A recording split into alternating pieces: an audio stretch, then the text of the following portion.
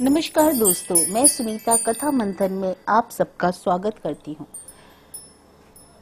सबसे पहले तो कथा मंथन की तरफ से आप सबको जन्माष्टमी की बहुत बहुत शुभकामनाएं। कथा मंथन में आज सुनिए माधव राव स्प्रे द्वारा रचित कहानी एक टोकरी भर मिट्टी। किसी श्रीमान जमींदार के महल के पास एक गरीब अनाथ विधवा की झोपड़ी थी।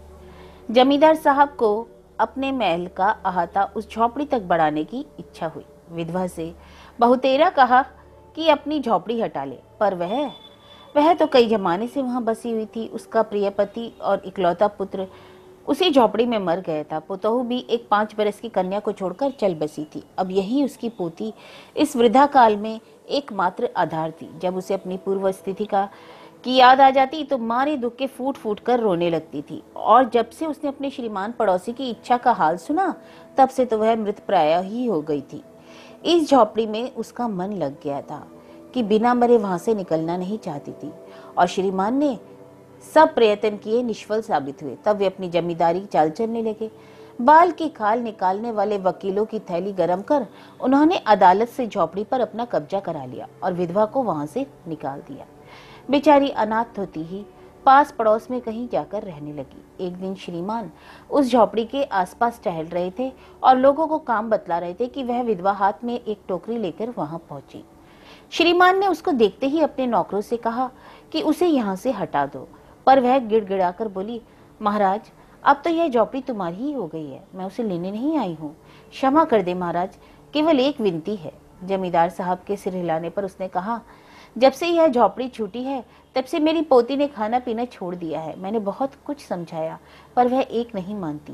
यही कहा करती है कि अपने घर चलो, वहीं रोटी खाऊंगी। अब मैंने यह सोचा कि इस झोपड़ी में से एक टोकरी भर मिट्टी लेकर उसी का चूल्हा बनाकर रोटी पकाऊंगी। इससे भरोसा है कि वह शायद रोटी खाने लगेगी। महाराज, कृपा करके इतनी आज्ञा दे दीजिए कि इस टोकरी में मिट्टी ले आऊं। जमींदार ने आज्ञा दे दी। विधवा झोपड़ी के भीतर गई। वहां जाते ही उसे पुरानी बातों का स्मरण हुआ और उसकी आंखों से झरझर आंसू बहने लगे। अपने आंतरिक दुख को किसी तरह संभालकर उसने अपनी टोकरी मिट्टी से भर ली और हाथ से उठाकर बाहर ले आई।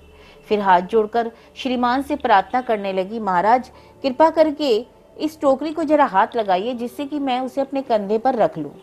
जमींदार साहब पहले तो बहुत नाराज हुए, पर जब वह बार बार हाथ जोड़ने लगी और पैरों पर गिरने लगी तो उनके मन में कुछ दया आ गई। किसी नौकर से ना कहकर आप ही स्वयं टोकरी उठाने बढ़ गए। ज्यों ही टोकरी का हाथ लगाकर ऊपर उठाने लगे, त्यों ही देखा कि यह काम उनकी शक्ति के बाहर है। फिर तो उन्होंने अपनी सब ताकत लगाकर टोकरी को उठाना चाहा, पर जिस स्थान पर टोकरी रखी थी वह वहां से एक हाथ भी ऊंची ना हुई। वह बहुत लज्जित हुए और लज्जित होकर कहने लगे, नहीं, यह टोकरी हमसे ना उठाई जाएगी।